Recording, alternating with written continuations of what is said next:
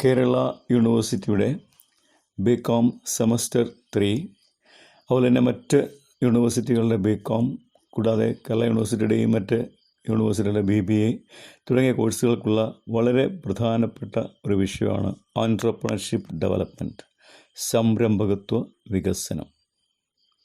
കേരള യൂണിവേഴ്സിറ്റിയിൽ ബികോമിന് സെമസ്റ്റർ 3 പഠിക്കാനുള്ളത്. അപ്പോൾ അതിൻ്റെ ക്ലാസ്സുകളൊക്കെ ആരംഭിച്ചു കഴിഞ്ഞു.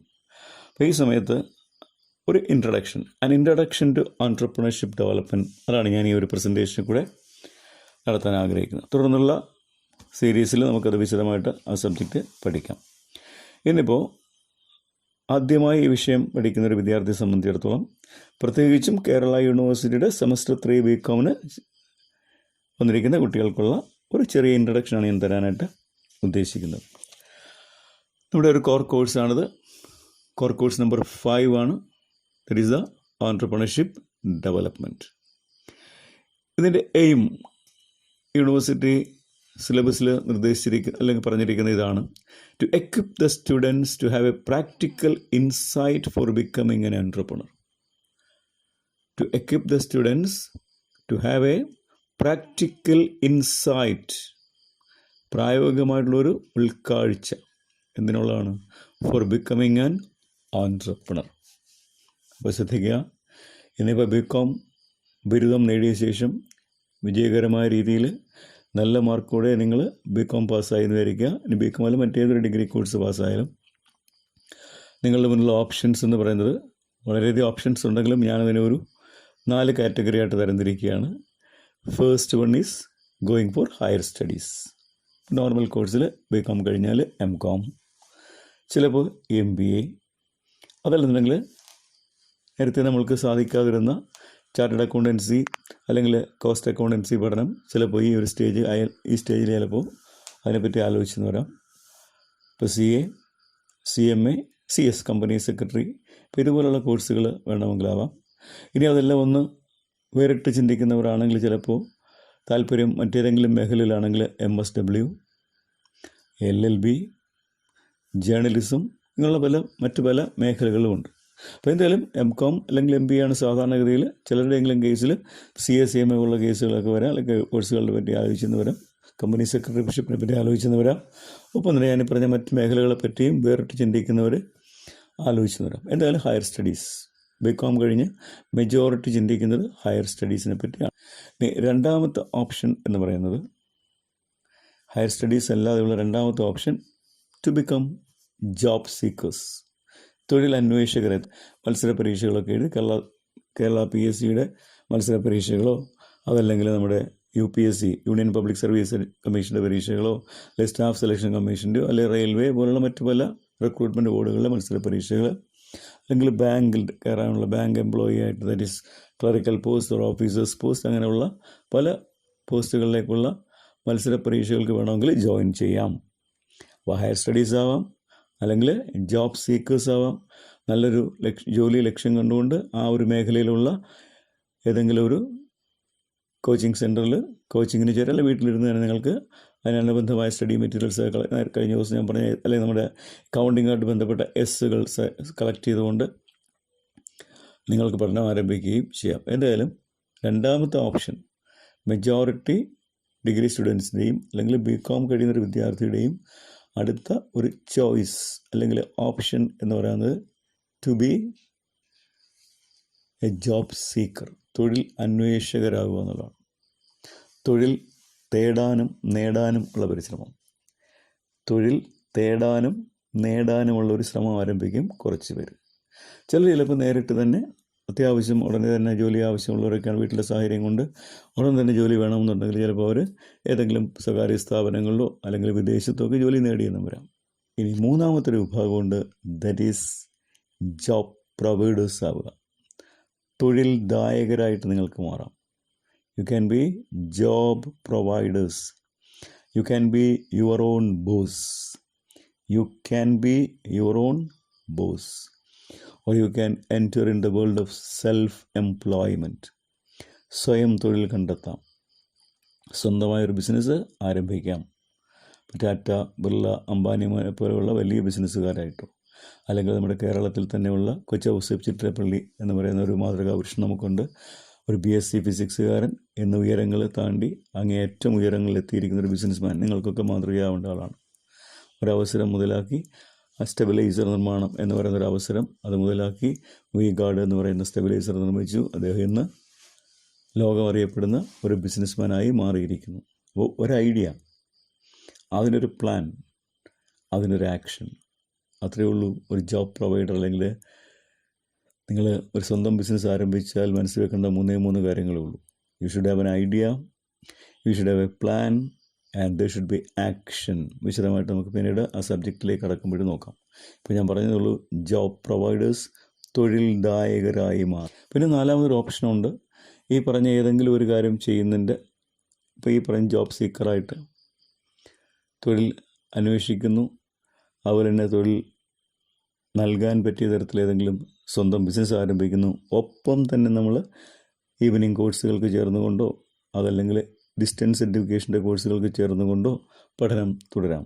നിങ്ങൾ ആഗ്രഹിക്കുന്ന PG തലത്തിലേക്ക് കറസ്പോണ്ടൻസ് കോഴ്സുകൾ നമുക്കുണ്ട്, അല്ലെങ്കിൽ ഓൺലൈൻ കോഴ്സുകളുണ്ട്, അല്ലെങ്കിൽ ഡിസ്റ്റൻസ് എഡ്യൂക്കേഷൻ പ്രോഗ്രാംസ് ഉണ്ട്. അങ്ങനെ പഠനം തുടരാം. അങ്ങനെ 2 തരത്തിലുള്ള കാര്യങ്ങളും, ജോലിയും ഒപ്പം പഠനവും കൊണ്ടുപോകുന്നവരും ഉണ്ട്. അതും ഒരു സാധ്യതയാണ്. പറഞ്ഞ പ്രധാനപ്പെട്ട 3 ഒന്ന് higher studies, 2 job seekers, then job providers. അപ്പോൾ നമ്മുടെ ശ്രദ്ധ പോകേണ്ടത് ജോബ് പ്രൊവൈഡേഴ്സ്. ഇത് സംബന്ധിച്ച് നമ്മുടെ സിലബസിൽ കൊടുത്തിരിക്കുന്ന ഇതാണ്: ടു എക്വിപ്പ് ദ സ്റ്റുഡൻസ്, കുട്ടികളെ സജ്ജരാക്കുക, എക്വിപ്പ് ചെയ്യുക. എന്തിനാണ്? To have a practical insight, പ്രായോഗികമായൊരു കാഴ്ചപ്പാട്. എന്തിനു വേണ്ടി? ഫോർ ബിക്കമിങ് ആൻ ഓൺട്രപ്രണർ, നല്ലൊരു സംരംഭകൻ. ഒരു നല്ല സംരംഭകൻ എന്ന് പറഞ്ഞു കഴിഞ്ഞാൽ he should be A risk taker, he should be an organizer, and he should be an innovator with all the entrepreneurial competencies, with specific entrepreneurial personality, entrepreneurial skills and capabilities, with due motivation, with due attitude, with skill and knowledge. He should be a good businessman who can contribute to the economic development of the country as well as his own progress, his family's well-being. So he can be a person can be an entrepreneur without waiting for a job. Without waiting for a job, you can provide job opportunities to others. That is the result of becoming a good entrepreneur. So the aim of this paper, entrepreneurship development, സംരംഭകത്വ വികസനം എന്ന ഈ പേപ്പറിൻ്റെ ഉദ്ദേശം to equip the students to have practical insight for becoming an entrepreneur. ഒപ്പം തന്നെ course objective വെച്ചിട്ട് 2 കാര്യങ്ങൾ പറഞ്ഞിട്ടുണ്ട്. എയിമാണ് ഇപ്പോൾ പറഞ്ഞത്. Course objectives: number 1, to familiarise the students with the latest programmes of government in promoting small and medium enterprises. Large scale എൻ്റർപ്രൈസിനെ സംബന്ധിച്ച് അതിൻ്റെ പ്രൊസീജിയറൊക്കെ വേറെയാണ്. അപ്പോൾ സാധാരണ ഒരു ഡിഗ്രി ഹോൾഡർക്ക് എത്തിപ്പെടാനുള്ള ബുദ്ധിമുട്ടുകളൊക്കെ അവിടെ വരാം. പക്ഷേ അതുകൊണ്ട് തൽക്കാലം നമ്മൾ നമ്മുടെ എൻ്റർപ്രണർഷിപ്പ് ഡെവലപ്മെൻറ്റിനകത്ത് ഒതുക്കുന്ന 2 ഏരിയ എന്ന് പറയുന്നത് സ്മോൾ ആൻഡ് മീഡിയം ഇൻഡസ്ട്രീസാണ്. മറ്റൊരു മേഖലയാണ് ലാർജ് ഇൻഡസ്ട്രീസ്. അപ്പോൾ നമ്മുടെ പരിധിയിൽ ഇപ്പോൾ വരുന്നത് സ്മോൾ ആൻഡ് മീഡിയം ഇൻഡസ്ട്രീസ്. നമുക്കൊരു MSME ആക്ട് തന്നെ ഉണ്ട്. അതിൻ്റെയൊക്കെ അടിസ്ഥാനത്തിൽ എങ്ങനെയാണൊരു സ്മോൾ ആൻഡ് മീഡിയം എൻ്റർപ്രൈസ് മുന്നോട്ട് കൊണ്ടുപോകേണ്ടത്, ലോഞ്ച് ചെയ്യേണ്ടത്, അതിനുള്ള ഗവൺമെൻറ്റിൻ്റെ പ്രോഗ്രാംസ്. നിങ്ങളൊക്കെ പത്രം വായിക്കുന്നവരൊക്കെ ആണെങ്കിൽ അറിയാം, മുദ്ര ലോൺ എന്നൊക്കെ പറഞ്ഞിട്ട്, അല്ലെ സ്റ്റാർട്ടപ്പുകൾ, ഇൻക്യുബേറ്റേഴ്സ്, ടെക്നോ പാർക്ക്, ഇൻഫോ പാർക്കൊക്കെ നേരത്തെ മുതൽ കേട്ടു തുടങ്ങുന്ന കാര്യങ്ങളാണ്. അങ്ങനെയുള്ള ഇൻഡസ്ട്രിയൽ എസ്റ്റേറ്റുകൾ. അപ്പോൾ ഇങ്ങനെയുള്ള പല സംവിധാനങ്ങളും വഴി ഗവൺമെൻറ് ഒരുപാട് ഇൻസെൻറ്റീവ്സ്, ഒരുപാട് സപ്പോർട്ട്, പലതരത്തിലുള്ള ലോണുകളുടെ സീഡ് ക്യാപിറ്റൽ നിന്നും ബ്രിഡ്ജ് ക്യാപിറ്റൽ എന്നൊക്കെ പറഞ്ഞാൽ പലതരത്തിലൊക്കെ നിങ്ങൾ വരും ദിവസങ്ങളിൽ നമ്മുടെ സിലബസിൽ കാണാനുള്ള കാര്യമാണ്. അപ്പോൾ അങ്ങനെയുള്ള വ്യത്യസ്തമായ സൗകര്യങ്ങൾ ഒരുക്കിക്കൊണ്ട് ഗവൺമെൻറ് പല പ്രോഗ്രാംസും ഇൻട്രൊഡ്യൂസ് ചെയ്തിട്ടുണ്ട്. അപ്പോൾ അതിനെപ്പറ്റി നിങ്ങൾക്കൊരു അറിവ് ഉണ്ടാക്കിയെടുക്കുക, അല്ലാതെ മനസ്സിലാക്കുക. To familiarise the students with the latest programs of government in promoting small and medium industries.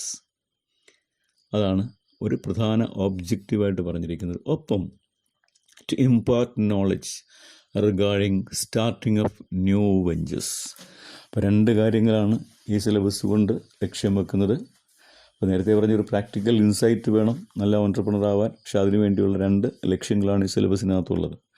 ഒന്ന്, ഇപ്പോൾ നിങ്ങളിൽ പലരും സ്വന്തമായിട്ട് ബിസിനസ് തുടങ്ങാൻ ആഗ്രഹമുണ്ടോ എന്ന് ചോദിച്ചാൽ, അല്ലെങ്കിൽ എന്തുകൊണ്ട് ആ മേഖലയിൽ പോകുന്നില്ല എന്ന് ചോദിച്ചാൽ ഉടനെ പറയാൻ സാധ്യതയുള്ളത് അതിനുള്ള പണം, മറ്റുള്ള ഫെസിലിറ്റീസ്. അപ്പോൾ ഈ പണവും ഫെസിലിറ്റീസും നൽകാൻ ഇന്ന് ഗവൺമെൻറ്റും മറ്റ് സ്വകാര്യ ഗവൺമെൻറ് ഏജൻസികളും റെഡിയാണ്. ബാങ്കുകൾ, പ്രത്യേകിച്ച് ഞാൻ നേരത്തെ സൂചിപ്പിച്ച നമ്മുടെ പുതിയ ഗവൺമെൻറ് വന്നതിന് ശേഷമുള്ള മുദ്ര ലോൺ സ്കീംസ്, അല്ലാതെ ബാങ്കിൻ്റെ മറ്റുള്ള പദ്ധതികൾ ഒക്കെ തന്നെ, അല്ലെ പല രീതിയിലുള്ള സ്റ്റാർട്ടപ്പ് മിഷൻ പോലെയുള്ള കാര്യങ്ങൾ കേരള ഗവൺമെൻറ്റും അതുപോലെ കേന്ദ്ര ഗവൺമെൻറ്റും വളരെയധികം അവസരങ്ങളാണ് നിങ്ങളെപ്പോലുള്ള ചെറുപ്പക്കാർക്ക് ഒരുക്കിയിരിക്കുന്നത്. ഇന്നത്തെ സാഹചര്യത്തിൽ വളരെ ധൈര്യമായിട്ട് റിസ്ക് ഇല്ല എന്ന് പറഞ്ഞാൽ entrepreneurship means risk taking. Entrepreneur is A risk bearer. Enterprise is risk. It is true. പക്ഷേ എങ്കിലും ഇന്ന് ധാരാളം അവസരങ്ങൾ നമുക്ക് ഗവൺമെൻറ്റും സ്റ്റേറ്റ് ഗവൺമെൻറ്റും അതുപോലെ തന്നെ കേന്ദ്ര ഗവൺമെൻറ്റും അതുപോലെ മറ്റു പല സ്ഥാപനങ്ങളും ഒരുക്കിയിട്ടുണ്ട്. അപ്പോൾ അതിനെപ്പറ്റി മനസ്സിലാക്കാനുള്ള ഒരു അവസരം, അതാണ് ഇപ്പോൾ പറഞ്ഞത്. To familiarise the students with the latest programmes of government in promoting small and medium enterprise or industries. Then to impart knowledge regarding starting of new venture. നേരത്തെ പറഞ്ഞു ഐഡിയ, പ്ലാൻ, ആക്ഷൻ.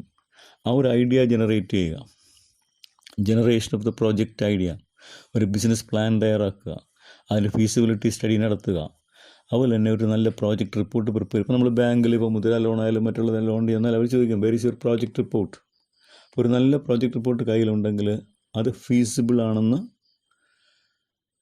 ബാങ്കിന് തോന്നിയാൽ, അല്ലെങ്കിൽ മറ്റ് ഗവൺമെൻറ് ഏജൻസികൾക്ക് തോന്നിയാൽ, immediately you will get assistance. അതാണ് ഇന്നത്തെ സാഹചര്യം. പക്ഷെ പലരും അറിയുന്നില്ല, ആ മേഖലയിലേക്ക് പോകുന്നില്ല. ഏതാനും ചില മേഖലയിൽ ഈ ബിസിനസ് രംഗത്തിറങ്ങി പരാജയപ്പെട്ടു, അതും പറഞ്ഞ് നമ്മൾ ചിലപ്പോൾ പിന്നോക്കം പോവുകയാണ്. So A good plan, good idea, then a good plan and action, that is required. So business plan തയ്യാറാക്കണം, പ്രോജക്റ്റ് റിപ്പോർട്ട് തയ്യാറാക്കണം. ഇതെല്ലാം കഴിഞ്ഞാൽ നമുക്ക് വേണ്ടതാണ് we have to launch the organization. Launching the organisation അല്ലെങ്കിൽ സ്റ്റാർട്ടിങ് ദ ന്യൂ വെഞ്ചർ. നമ്മുടെ ആ സ്വപ്നം സാക്ഷാത്കരിക്കുക. ബിസിനസ് എന്ന സ്വപ്നം സാക്ഷാത്കരിച്ചുകൊണ്ട് ആ ബിസിനസ്സിൻ്റെ പ്രവർത്തനം ആരംഭിക്കുക. പ്രൊഡക്ഷൻ, മാർക്കറ്റിംഗ്, ഫൈനാൻസിങ്, സ്റ്റാഫിംഗ് തുടങ്ങിയുള്ള മറ്റുള്ള പ്രവർത്തനങ്ങളിലേക്ക് കടന്നുകൊണ്ട് ആ ബിസിനസ് പുതിയ മേഖലകളിലേക്ക് എക്സ്പാൻഷൻ, ഡൈവേഴ്സിഫിക്കേഷൻ എന്നുള്ള കാര്യങ്ങളിലേക്ക് കടക്കുന്ന രീതിയിൽ അത് നല്ല രീതിയിൽ ലോഞ്ച് ചെയ്യാം. അപ്പോൾ ഇത്രയാണ്, അല്ലെങ്കിൽ 2 ഒബ്ജക്റ്റീവായിട്ട് പറഞ്ഞിരിക്കുന്നത്. എയിം എന്ന് പറയുന്നത്, ജനറലായിട്ടുള്ള എയിം എന്ന് പറയുന്നത് to have practical insight for the entrepreneurs, അല്ലെങ്കിൽ students to become entrepreneurs. Then the 2 specific objectives, one is to understand the latest programs of government, state as well as central. Then to impart knowledge regarding starting of new ventures. അപ്പോൾ ഈ ലക്ഷ്യം വെച്ചുകൊണ്ട് Kerala university തയ്യാറാക്കിയിരിക്കുന്ന സിലബസിൽ സാധാരണ പോലെ 5 മോഡ്യൂളാണുള്ളത്. The first module deals with entrepreneurial competencies. Second one deals with entrepreneurial environment. In any case, the success of a person, the success of a business, or the success of anything and everything depends on the environment, the surroundings. Then third module, business plan and feasibility study. How to prepare a business plan, how to make feasibility study, സാധ്യതാ പഠനം, അതാണ് feasibility study. Then the project report preparation, a blueprint of the business idea. നമ്മൾ എന്താണ് മനസ്സിൽ കണ്ടത് അത് വരച്ചു കാണിക്കുക ബാങ്കിനെ അല്ലെങ്കിൽ അധികാരികളെ. they will help you. So the business plan and feasibility study കഴിഞ്ഞാൽ നമുക്ക് വേണ്ടത് പ്രോജക്റ്റ് റിപ്പോർട്ട് പ്രിപ്പറേഷനാണ്. അപ്പോൾ എങ്ങനെ ഒരു നല്ല പ്രോജക്റ്റ് റിപ്പോർട്ട് തയ്യാറാക്കാം, അതിൻ്റെ എസെൻഷ്യൽസ് ഒക്കെ എന്താണ്, അങ്ങനെയുള്ള കാര്യങ്ങൾ മനസ്സിലാക്കി ഒരു പ്രോജക്റ്റ് റിപ്പോർട്ട് തയ്യാറാക്കുന്നതിനെ പറ്റി പഠിക്കാനുണ്ട് 4ാമത്തെ മൊഡ്യൂളിൽ. 5ാമത്തെ മൊഡ്യൂളിൽ the real start of the business, launching of a small business, not large, launching of a small business. ഇതാണ് നമ്മുടെ 5 മോഡ്യൂൾസ്. ഒന്നുകൂടി, എൻട്രപ്രണറിയൽ കോമ്പീറ്റൻസീസ്, entrepreneurial environment, business plan and feasibility, project report preparation, and launching of small business. So these are the 5 modules. നമുക്ക് ഈ ഓരോ മോഡ്യൂളും വിശദമായിട്ടൊന്ന് നോക്കാം.